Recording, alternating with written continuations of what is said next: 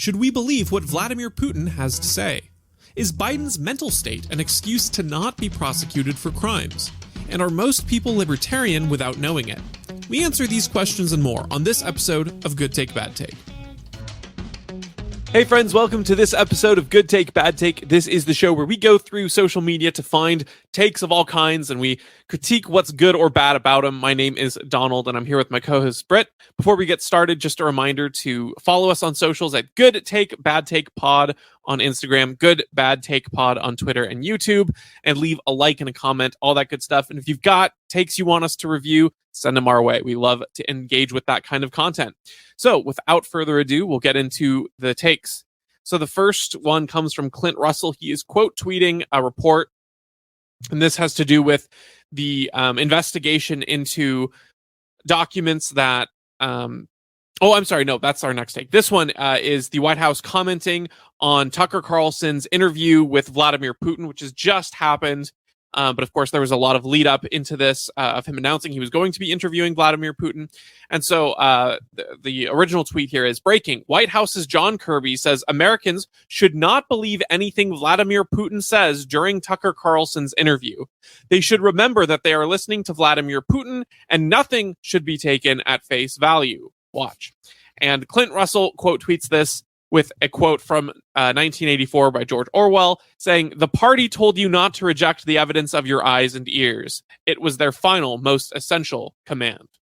All right. What do you make of Clint relating this to 1984? It's a great take. And it's a very, 1984 comparisons on Twitter and Facebook or wherever tend to be a little bit overused and a little bit cliche, but this is completely correct. And the irony about this, right, is that the folks that told us, hey, you need to go get vaccinated, hey, it doesn't matter what the studies show, hey, we're the experts, take our advice at face value, are also the same sorts of people that are telling us that we shouldn't take Vladimir Putin's words at face value. And they're actually correct about Vladimir Putin, but they just never apply that same standard to themselves, and they act like you shouldn't apply that standard to them.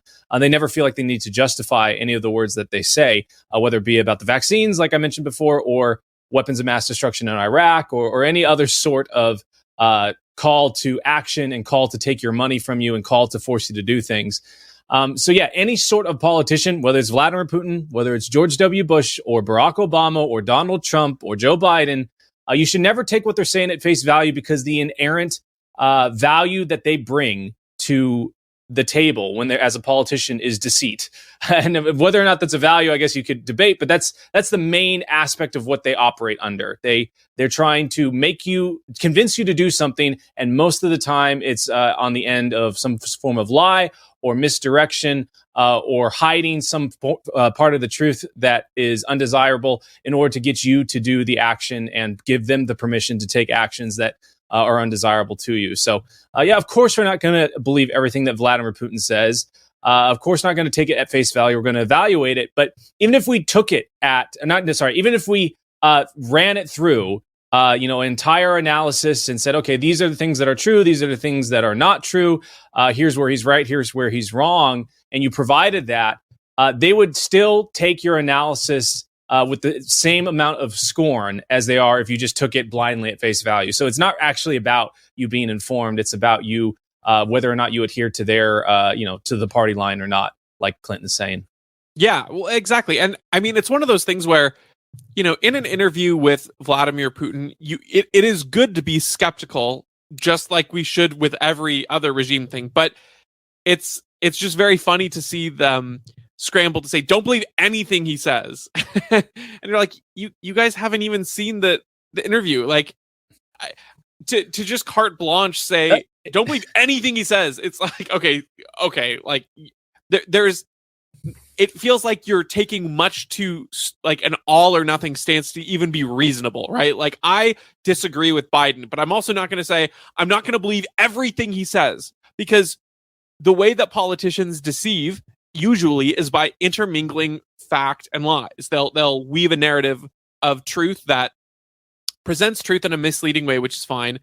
And then that's kind of what they say that with, don't take it at face value.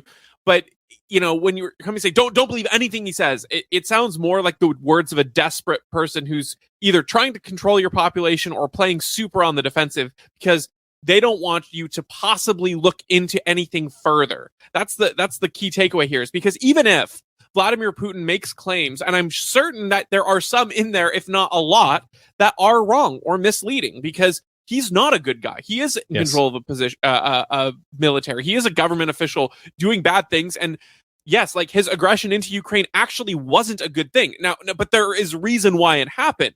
And they don't want you to find out that reason why it happened. Because if he alludes to anything, because for instance, if he said, all of these agreements that we made with the West were, contingent on NATO not expanding, and by expanding, we had no choice but to do this. I would disagree that of course they had a choice. They had a choice not to use force to try to invade land like that. And that was the wrong thing to do, clearly, in my opinion, to start a conflict and this war.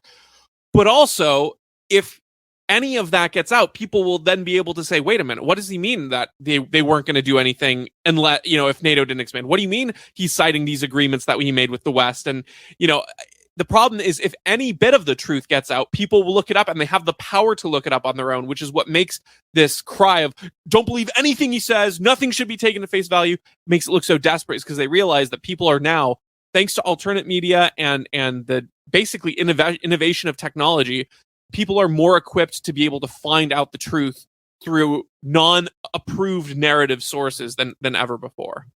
Did you ever play the Total War games on PC? Yes, I did. Yeah, they're very fun. I still think about medieval Total War every now and then. And if anyone has ever played it, and you're summoning your army on the field, and you've got them, in some sort of formation, like you'll realize really quickly after you do a few battles that having all your units like maintain the line is critical. And the larger your force, the worse it is when any part of that line breaks, because quickly people start to scatter. If you actually have a smaller force and it's two smaller forces against each other, it's fairly easy to recover from a line break, because you've kind of got a little bit more versatility, and people are a little bit more dynamic in that scenario. But when it's larger, it mass chaos and fear and things like that happen. Whether or not that's representative of real like warfare in that way, I'm not really sure. But that does apply to politics, and that's the way these people view the general populace, whether it's Vladimir Putin or John Kirby or Colin Powell lying to the to the state, to the citizenry about weapons in Iraq. Like,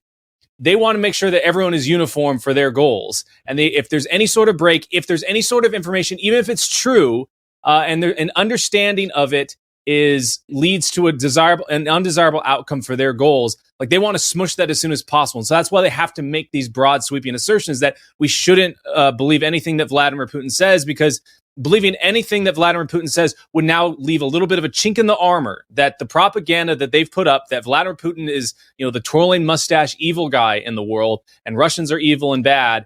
Suddenly, if he says anything that makes sense, like there's a little bit of doubt that creeps into their ability to, have the universal hold on truth and command it, and what they say is law. And so, ironically, the thing that they accuse Putin of, they are also guilty of.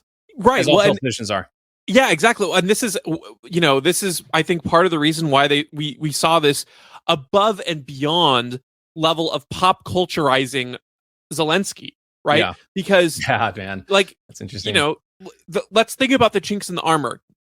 Vladimir Putin is a thug. I don't like him. I think he is a bad dude. But the problem is, a potential chink of the armor is if you look at Zelensky's history and you look, oh wait, he banned all opposition political parties. Like, they're not this democratic knight in shining armor. And that becomes a chink where it's like, oh wait, you don't have to think that either, Russia is all good or it's all bad. You can actually recognize that even if Russia is a bad actor, there are circumstances in which we shouldn't just, blow them up to annihilation and dump endless money into Ukraine. And so they had to parade Zelensky around and put him in these pop culture. I can't remember what magazine he was on. Like, I don't know if it was like Vanity Fair. Vanity Fair. Yeah, exactly. And, having him attend, was it the the Grammys or some awards or the Oscars, the Met Gala, and like going to all these things, and it was so above and beyond. And you're like, what on earth is going on? Why are they doing this? It is exactly because what you said. You can't let a chink of the armor slip, and so they have to paint this guy up as though he's the paragon of virtue and paragon of Western values. When in reality, nobody who knows Ukraine would think that at all. And part of the reason why Russia invaded the areas of Ukraine that it did is because those parts of Ukraine wanted to annex to join Russia because they identified more as Russian. And it's like there's all these little chinks everywhere where Ukraine is not this, perfect isolated nation that had no it's not like they were just kind of living on their own and then the big bad Russia came in and walked in unannounced. Now, it doesn't justify the violence that Putin has caused, but it certainly doesn't justify us prolonging that violence and further making sure that the bloodshed continues in the name of this war, which has been doomed from the outset. But regardless, like you said, controlling that narrative and making sure that there's no little hole in the story is vitally important, and it's why they'll do all these propaganda tactics. And so when someone like Tucker Carlson goes in and says, look, I'm just going to go to the source, they're terrified because Tucker Carlson is the number one anchor in America. At least he was. He probably is now more than ever because of his alternate views online and stuff. And Vladimir Putin's a big name. And so it's like, no matter what, you can't help but draw attention to that.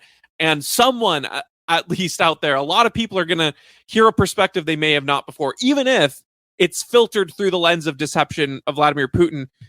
They know that, getting the narrative control is the most important thing they can. So to me, it's not even that they're scared of, Vladimir Putin telling the whole honest truth. They're scared of him giving people the initiative to look up what the truth is, even if it's in a whisper from his perspective. Okay, so this is what I alluded to earlier, which is some quotes from an article that are talking about the Justice Department's special counsel on Joe Biden and as a private citizen holding onto and distributing documents, classified documents. This is the same charge, by the way, that they got Trump on. And so the special counsel would make a recommendation for whether or not he ought to be tried for this. And they officially came out not recommending him be tried. So here's some quotes from the report, again, from an article I found. The first quote reading, "Our investigation uncovered evidence that President Biden willfully retained and disclosed classified materials after his vice presidency when he was a private citizen. It would be difficult to convince a jury that they should convict him, by then a former president well into his 80s, of a serious felony that requires a mental state of willfulness," the prosecutor wrote. "Mr. Biden would likely present himself to a jury, as he did during our interview of him, as a sympathetic, well-meaning elderly man with a poor memory," his report added. "Most notably, after being given," and these are not all in a row for the record, so I'm not trying to quote this all as one long text. These are just notable highlights I wanted to go over. "Most notably, after being given multiple chances to return classified documents and avoid prosecution, Mr. Trump allegedly did the opposite," Hur explained in the report. "According to the indictment, he not only refused to return the documents for many months, but he also obstructed justice by enlisting others to destroy evidence and then to lie about it. In contrast, Mr. Biden turned in classified documents to the National Archives and the Department of Justice, consented to the search of multiple locations, including his homes, sat for a voluntary interview, and in other ways cooperated with the investigation," Hur said. Okay, so bottom line, they're not recommending him for prosecution, and their justification is that there's a difference between willingly cooperating and not willingly doing these things. He's too mentally inadequate by the time this would go through. So what is your take on this? And I think the next takes too kind of we'll touch on this, but like I'm not familiar with is it Hur is the special counsel? Counsel. I'm not really familiar with him or his views or anything like that. But I think a lot of people that talk about Trump like he's like they want to have it both ways. He's both this evil, dastardly mastermind who wants to overthrow the Republic and become Emperor Palpatine. And he's also this bumbling idiot that can't remember anything and you could get Joe Biden, who's just a nice guy with a poor memory, or you could get Trump who's a bad guy with a poor memory. And it's like you can't really have it both ways for Trump. So it's kind of funny that they explain that he does the opposite, but then a lot of people also hold the view that he's mentally unfit for office. It's also just ridiculous, right? That we're going to give a pass to hypothetically the most powerful person on the planet for doing something illegal and wrong that would be prosecutable, and this prosecutor is obviously willing to go after another former president on simply because he's a sympathetic, well-meaning elderly man. It's like if you want the leader of the free world and the most powerful military on the planet, like you don't want a sympathetic, well-meaning elderly man. Like you want someone that's kind of tough. And so I think it just really shows the game of how they want to play both sides of this. Like Biden is both dark Brandon and sympathetic, well-meaning elderly man with a poor memory. And like Clint was saying earlier, like same 1984 stuff, like they're going to tell you what to believe on. One day you're at war with Oceania and the next day you're at war with Eurasia. And it doesn't matter. It's whoever is suited for the party and whatever views are suited for the party and who's in power is the only thing that matters. The truth and what actually is, real and reality is not important. Yeah, I had to kind of look over this report a couple times, and it really depends. I didn't read the whole thing. I probably should to know exactly where I land. But when it comes to the specific recommendation of not, recommending Biden for prosecution, on the one hand, I recognize that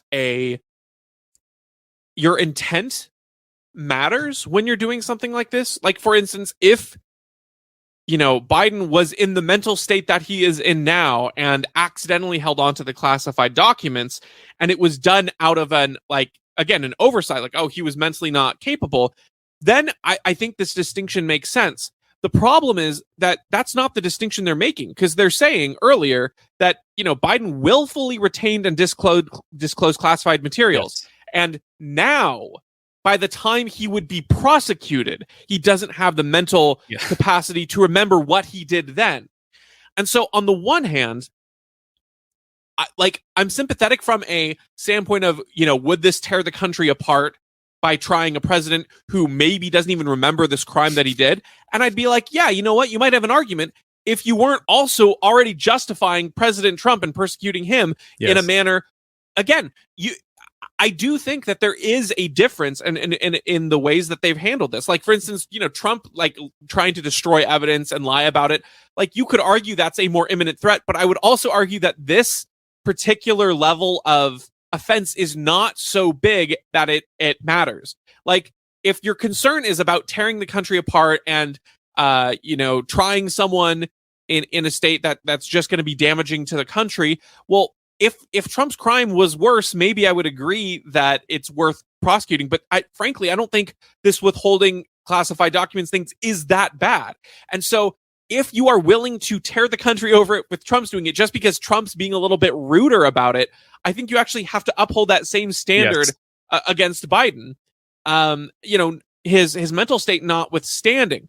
Again, it's all about the consistency, and regardless of the specific ethics of it or not, because obviously in a perfectly ethical world, we don't have these classified documents, and we don't have a state that's overbearing and yada yada yada, all that sort of stuff. Libertarian purism aside, I get it, but in the state that we are, if the concerns are that like the optics are really bad because of Biden's current state of being versus Trump being a little bit worse, and that's the difference. To me, like, someone actively trying to hide that he hid these classified documents, again, without any of knowing what the classified documents were or the damage it's caused, just being annoying about it and trying to hide it versus like forgetting about it and being cooperative. That's not a big enough difference to try one and not the other at the risk of tearing apart a country, in my perspective anyway. So to me, this just the rationale here just seems very, very weak and kind of wishy-washy. They don't have any legal obligation, I don't think, necessarily. Maybe as a special counsel they do, because it is a recommendation, but still, I think it's a little bit pathetic. Yeah. Agreed. And we're going to look at some takes about this now. So the first one, and these are the second and third are going to be responses to Joe Walsh's take here, but the first comes from Joe Walsh. He tweets, "All three are true. Number one, the special counsel went out of his way to emphasize and attack Biden's memory and age. Number two, everyone on social media will overreact and get super partisan with the report. And number three, Biden's age is an issue, a big issue, and only Biden can address it and diffuse it. Only Biden, and he must do that if he wants to win.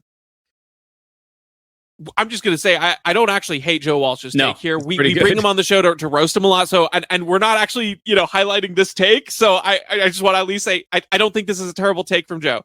The replies are what I wanted to focus on. Two replies. The first is, the special counsel is a partisan joke. Biden is old. Trump is old. That's the reality.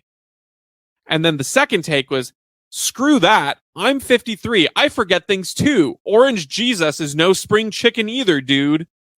Okay. So what do you think about these in light of Joe Walsh's comment, in light of the special counsel report and stuff like that?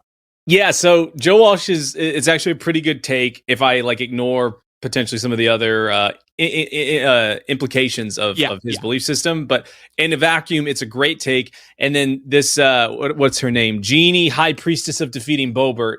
That just says everything you need to know about this person. But then she proceeds to, after Joe Walsh says, hey, it's going to get super partisan and everyone's going to get super partisan on social media. And then you see her do that. It's like, yeah, did you read his take? Are you purposely trying to prove him right with this?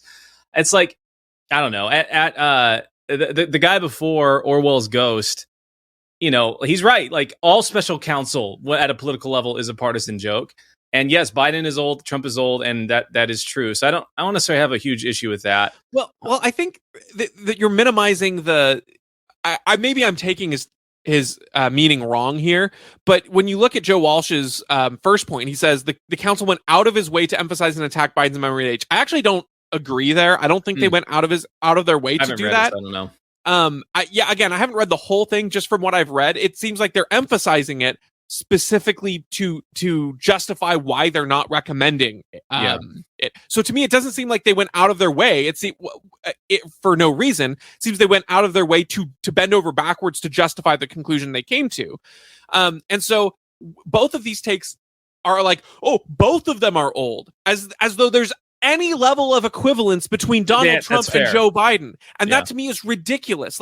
It's ridiculous, one, in the context of the report, right? Because if they're emphasizing how old and forgetful Biden is, the implications of that are much different than Donald Trump, who, even to the point, if you agree with the special counsel, you should be saying, yeah, there's a very big difference here because Trump is cogent and cognizant enough that he's actively defying this, whereas Joe Biden's cooperating and saying that he was dealing with the Hamas crisis. He was distracted when he had this special counsel stuff.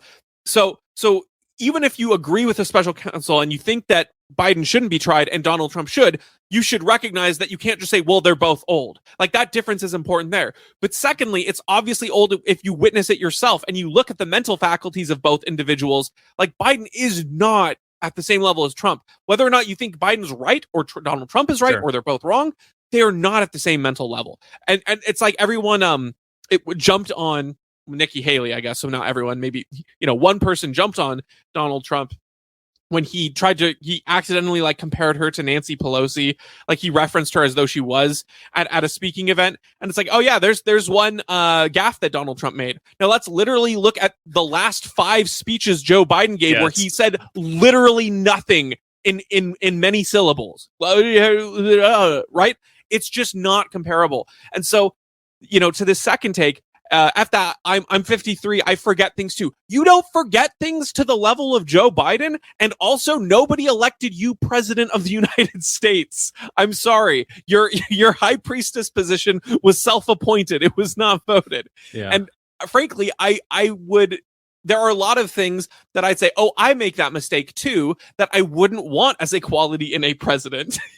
Someone can clip this and have a run for president in the future. But it's like, if we're going to have a president, which again, I don't love the institution, but if you are, it's kind of like the quote about elites, right? You want impressive elites, that I think Jeff Deist originally was saying, we're always going to have elites. We just want our elites to be impressive.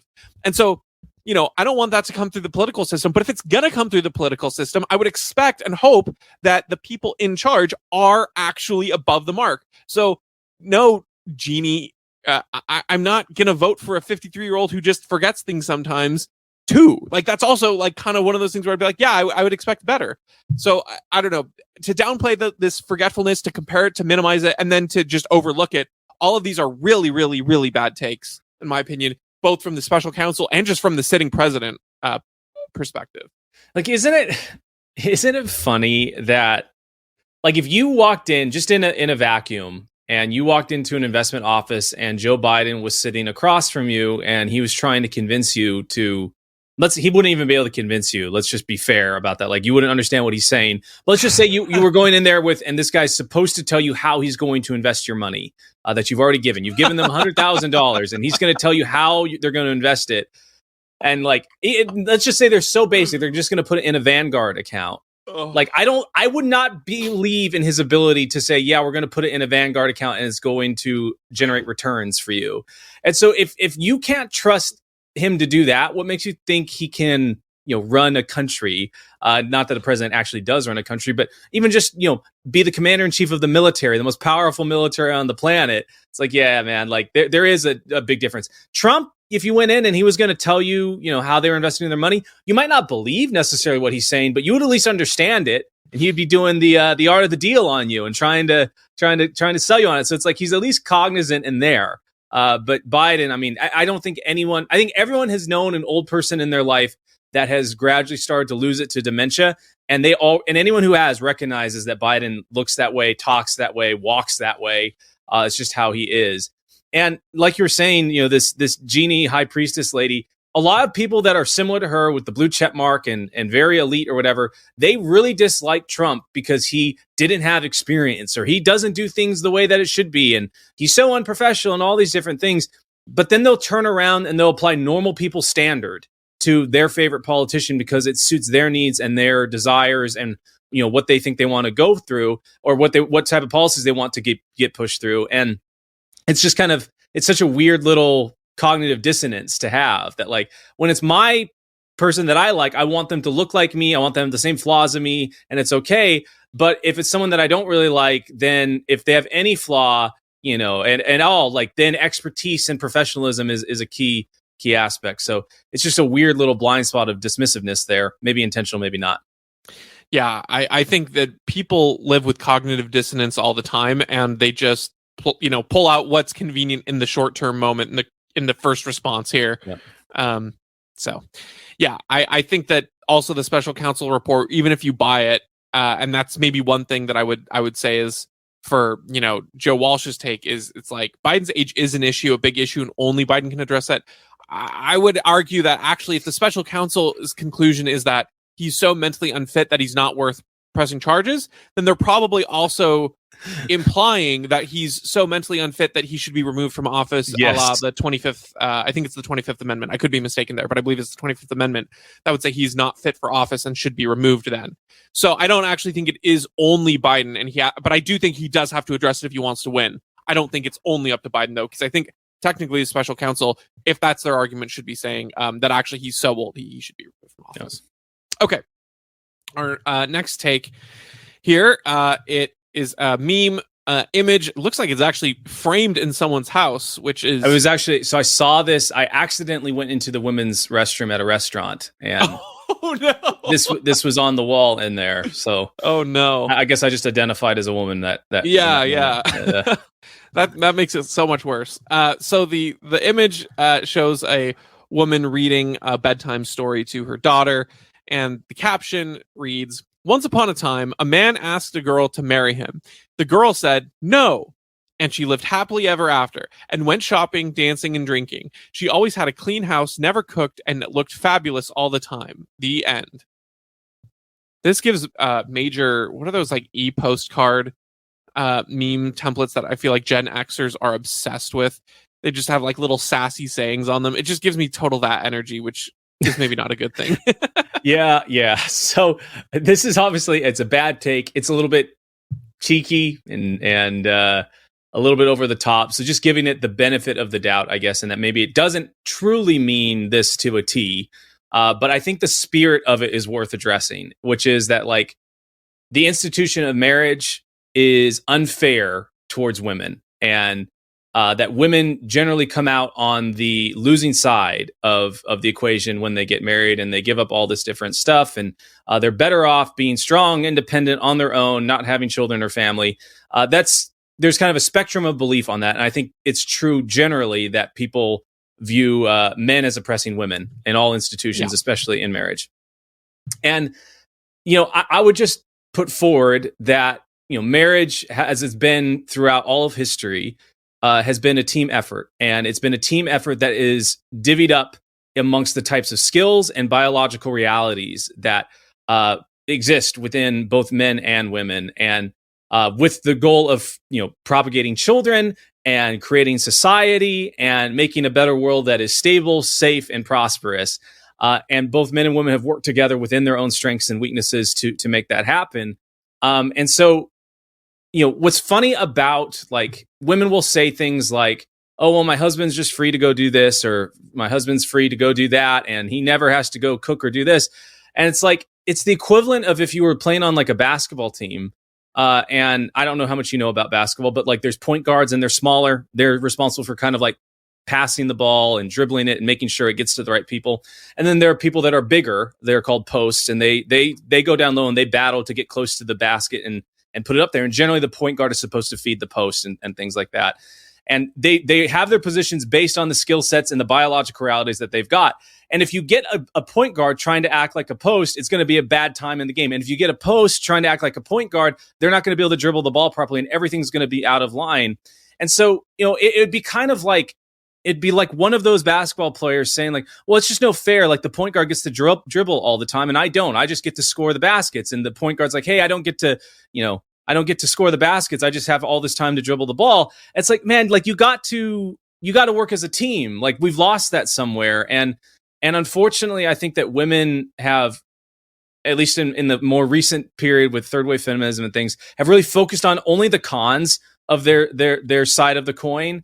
And while also emphasizing like, oh, we want all of the benefits that men have as well. And it's just like, yeah, that's not how it works, man. Like you can't only focus on the cons and then say that you get no benefits and then say you also want all of the benefits that men have. Like that's just not how teamwork works. And this is kind of where I'm assuming you and I align somewhat in the Christian realm on this, but like complementarian versus egalitarian, like feminism and the belief that men and women are interchangeable, that is the first step to the belief that there can be trans people, that you can have interchangeable genders and things like that, because it denies biological reality. And so even though a lot of women that hold this view might not believe that like there can be trans people, or they don't believe in that whole movement, their belief that men and women are interchangeable, the responsibilities are interchangeable, that the cons and the pros should be interchangeable, that belief is the first stepping stone towards that. And it's utterly destructive, as we've seen. Yeah, I agree. I was going to say that even in the memes hyperbole, there's a little bit of an implication of the recognition that there is a difference between men and women, which is just kind of funny, because I agree that when you separate things out and you try to deny the outcomes that are present because of biological differences, you then, a lot of times people will have to work backwards from there, and then they'll get to a position where they, deny biological realities and stuff. But there's always usually a little bit of a giveaway. Like there's always a little bit of a tell, because reality is a very hard thing to suppress for most people unless they are hell bent on doing so. And so, even in this, it's, there's, she lived happily ever after, went shopping, dancing, and drinking. Drinking maybe, generally kind of associated more masculine, but not necessarily at all. But shopping and dancing are very much associated with feminine ideas. She always had a clean house, and then denies never cooked and looked fabulous or whatever. But again, like even if you had sort of a male equivalent about this, you would have a lot of different things. You wouldn't swap out those particular phrases. You wouldn't interchange that one for one. If you had a man with this meme and you said, he went shopping, dancing, and drinking, and he always had a clean house, never cooked and looked fabulous, you'd think it was kind of weird, right? Yeah. So, and I'm not trying to say that the person who wrote this meme necessarily is completely rejecting all the biological differences between men and women. But you are right in that when you start down that path, that's where you actually have to initially wind up. And so this meme wants to again get to that end outcome of having all the good things in life without any of the realities that it takes to get there, and without any of the concessions that it makes. And the funny thing is that, again, I would look for people who are worried or who are angry about the developments of masculinity and toxic masculinity. I know I recommended this last year a lot when I was reading it, but I will always recommend this book that came out last year, The Toxic War on Masculinity by Nancy Pearcey. Highly recommend that. It was a really great insight into not only the psychological and statistical realities about when men and women are happiest and in marriages and things like that, but also just the history of how we got there, and what people get right and wrong about the history of feminism and the history of women in the working place or having jobs or contributing financially and things like that. And so what I think the first thing that is disheartening and that people need to get correct is like looking at the real history without getting what I would say is a very agenda-driven narrative being taught to them by feminist studies and women. Now, there's a lot of good things to study in women's literature just to give you the perspective of what women were complaining about in that time, and like where they felt oppressed and things like that. But then you also need to get the fuller picture and understand where they came from. Because, for instance, if your perspective is that, oh, women were always trapped at home, they were always cooking and cleaning, and that was the only thing ever, it's like you're actually missing a big part of how women contributed to household in a job driven way, and doing things that actually did contribute financially and stuff. But then when the culture shifts, realities change, and you have certain things that shake out so that women aren't going to go to the factories, for instance, because they're just physically not able. But then that distorts your narrative of what should a woman's role be and what should a man's role be, and all these kinds of things. But the point is that like there's very one side driven narrative at this point, and I think that it feeds into almost this fantastical, clearly hyperbolic meme. And the problem is that this meme is actually being fed to girls and to women. Yes. As no, this is like, if you just reject men, you're going to be happy, and that's just not true. It's just if you live your life in such a way as to not recognize realities that like men and women are different, and that if you are able to conform your own wants and desires and suppress them a little bit in order to help someone else who also is doing the same for you, and you can do that in unique ways, you will actually both end up much happier than you would on your own.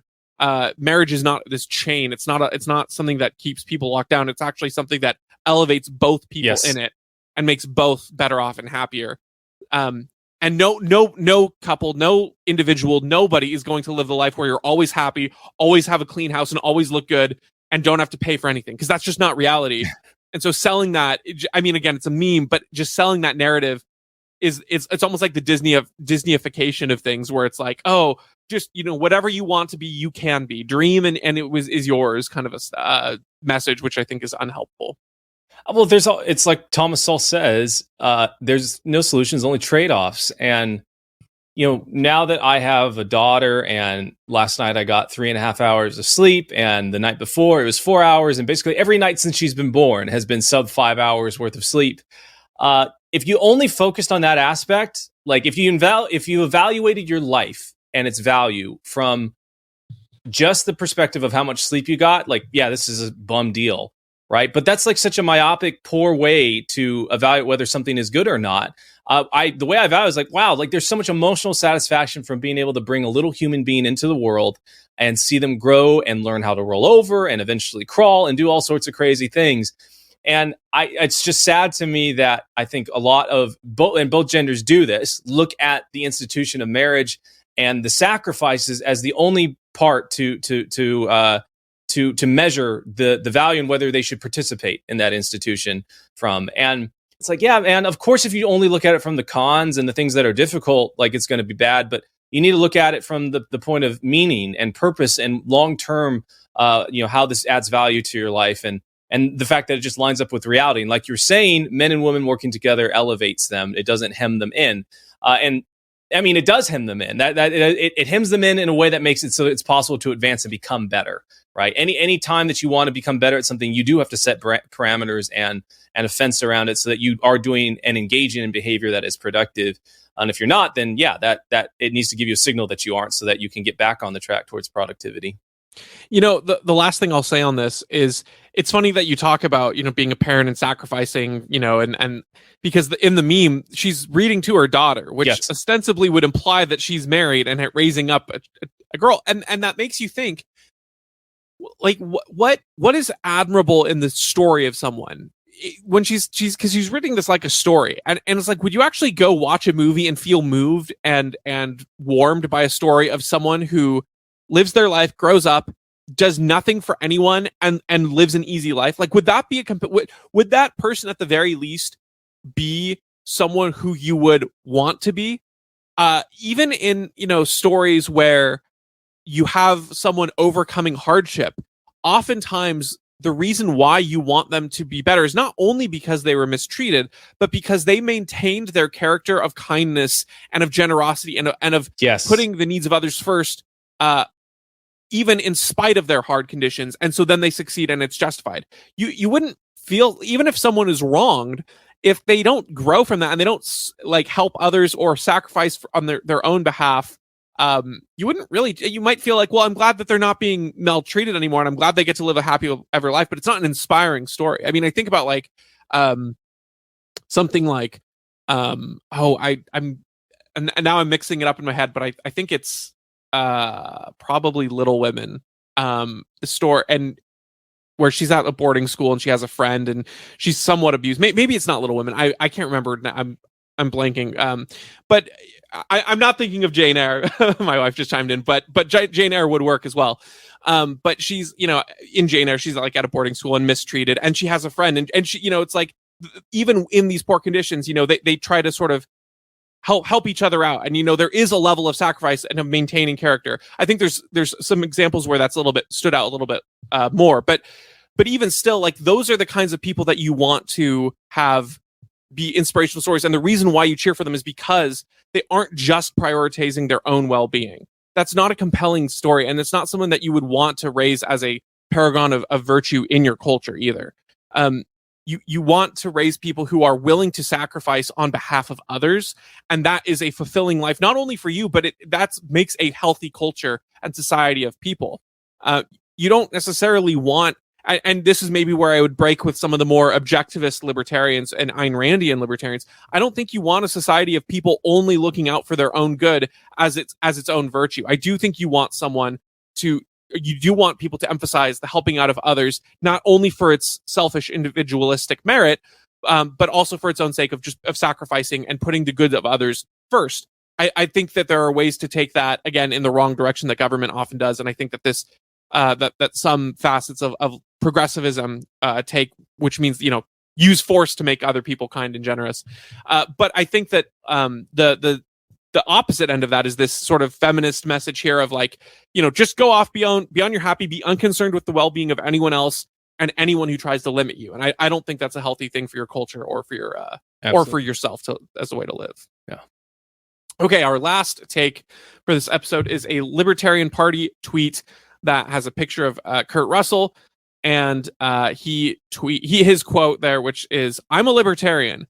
I think a lot of people are libertarians and are afraid to admit it or just don't know."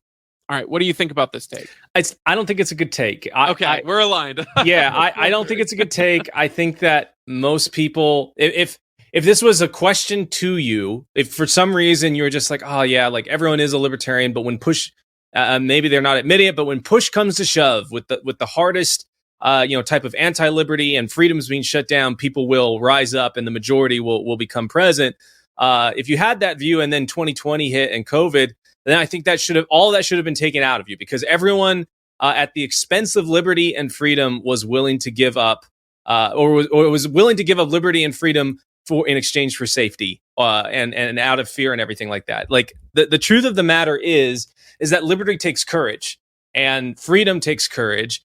And it's a scary thing to take full responsibility for yourself, to admit that no one is coming to help you, that at the end of the day, you and the people closest around you are the ones that are best geared towards solving your problems. You can't go blame it on some third party. You can't look to some third party to save you. And there is no safety coming for you outside of it. And there's no way that you can use the arm of some third party to take that value from someone. That takes a lot of courage to admit that, because we have been conditioned through society, culture, movies, public school, if you had the unfortunate experience of going to public school, all of those things have conditioned us to think of society as this big thing, when in reality, the society that actually affects what you do and should ethically affect what you do is the one that's closest around you. And so I think it takes a lot of courage to be a libertarian, a true libertarian, because it means that you could have an outcome that is less than desirable, and you could be worse off than you are today. But if that's the truest expression of a principled stance, is to be like, hey, even if I'm worse off than I am today, I believe in this principle enough to implement it. And I don't think anyone would debate the notion that it's rare to have principled people around. Yeah, I don't know if he's saying, I think a lot of people in current age are, but I mean, even just looking at the history of the world, really, the ideas of liberty usually come about from standout individuals who are changing the prevailing notions. And I would argue that even if the US is more culturally in tune and attuned to the idea of liberty, people, I wouldn't go so far as to say that most or a lot of people are libertarians and don't know it. I would say that a lot of people in the US are more inclined towards liberty than they think they are. That's maybe the most positive spin that I would say. And, I think that it really depends on the depth of what you're saying here. But I mean, I think his, maybe again, generous interpretation is his thought might be a lot of people just kind of want to be left alone. And again, that might be an inclination in the right direction. But I think in order to fully understand the libertarian, message and to fully be embraced in that would be to have a deeper understanding and principled basis of non-aggression and property rights than a lot of people do have. Because I think that a lot of people would say, I want to be left alone and I won't bother anybody else. But then they would say, well, but of course we need to bother other people about X, Y, or Z, like the roads, or, well, it's just reasonable that we have some level of taxation or something like that. So I would say that, yes, a lot of people are probably don't know how libertarian they are, but I wouldn't say that a lot of people don't know that they are libertarian, if that makes sense.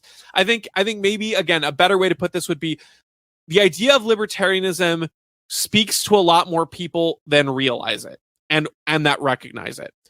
I think libertarianism, if explained properly, would appeal to a lot of people who don't currently know what it is or what it means or haven't heard it communicated effectively. There are a lot more people receptive than you would think. But I do think that there are not a lot of people who already are this way and don't know it. Now, there are a few. There are people who I have met who basically are libertarian and didn't know it. I would argue that my wife was one. But she was based. When we started going out, I would hesitatingly ask these questions, kind of figuring things out. And then every answer, I was just floored with how great of an answer it would be. So, but she's not political, right? So my wife might be the rare exception, but as a rule, I just don't think there's that many people out there who basically are libertarian and don't know it. That's kind of an anomaly. Yeah. I think it was one of the very first takes we ever did on this show. We had one of my friends on Facebook literally say, well, if Bernie Sanders policies benefit the majority of people, why would they not vote for it? And it's well, that's not the only, that's not the only metric with which to evaluate a policy position. If there have been many atrocities committed throughout history where people were sold on the fact that committing it would be of benefit to them. That did not make it right, and it did not make it moral. And that's what libertarianism is that hey, there is a moral lens with which to look through how we organize society. And that's through voluntarism and through free exchange and through more or less letting people do what they are going to do, as well as reap the consequences of that. And like I've been saying, it's really scary But most people think along the lines of like, well, does this benefit me or does it not? And if it benefits me, then I will vote for it. If it does not benefit me, then I will not vote for it. And so I think it's a poor understanding for libertarians. I think it's a trap to think this, because it makes you want to reach out to people that are never going to believe what you believe. They're never going to be your ally because they have fundamentally a completely different moral philosophy with how they approach society and how they live. And so they're not going to be allies in this no matter what. You'd have to change how they view the world, literally. Every single moral decision that they've made and every single sort of principle that they've stood on has to be somewhat blown up, and then they have to reevaluate their past. Like, that's a really hard thing to do. And I don't think it means that like in sales, like they talk about like, hey, you want to spend time focusing on the 2% of customers that are actually going to buy, and you want to ignore the 98% that are not. They're just going to waste your time. And I think for libertarians, we need to focus on the people that are already dispositioned towards this. And I think we see that like more mainstream people that are more well known, like Glenn Greenwald or Joe Rogan, or folks that do have principled positions that are concerned with the logic and the actual being consistent with the things that they say. Those people can be persuaded, and those are the people you should focus on in your personal life. Not saying that Joe Rogan or something like that, but like people that are like that might not hold the same political persuasion as you, but are able to be persuaded by the type of logic that undergirds libertarianism. Those are the type of people we should be reaching for. So I was a little disappointed when I saw this, because it seems contrary to like the current Libertarian Party's philosophy, or should be, or understanding. And I think even a lot of the kind of the big mouthpieces of the current Libertarian Party would disagree with this. So kind of interesting.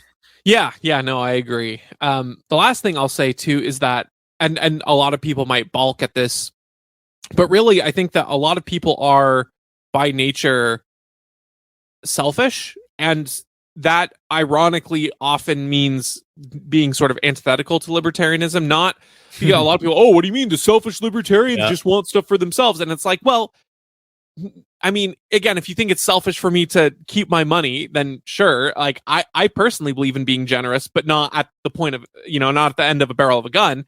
But the selfishness comes with someone who says, I want to keep all my money. I want to live the way I want to live. And I want other people to live in a way that benefits the way that I live, because that's ultimately how it is. Because, there are people, but I think it's a lot less common to find people who say, I want to live how I live, and I'm not going to impose anything on anyone else, because oftentimes the way that someone lives in their current state relies upon other people behaving in certain ways and certain patterns. And so they're selfish, but they're selfish to the point where their selfishness requires things not to change, and for people to be forced into certain behaviors that benefits them, whether that's my kids go to a really great public school, that's like in a wealthy area. And if they all had the choice to take their kids somewhere else, well, then my school wouldn't get the level of funding it would, because the teachers union wouldn't get paid the way it does. And so I need them to continue to pay into this public education system. And so then, that's obviously a very anti-libertarian idea. So ironically, I think that a lot of people have an underlying selfishness that makes them not libertarian. Because in order to be libertarian, you actually have to give up a lot of your selfishness, in that you don't get to control, or you at least don't get to dictate how people live their lives in a certain way. I think you can argue that there should be this and should be that, and culturally you can try to convince people, but you don't get to do it with at the end of a barrel of a gun. So, Well, thank you guys for listening to this episode. Make sure to give us a like and a comment. Helps us out a ton, and we'll catch you on the next one. Take care.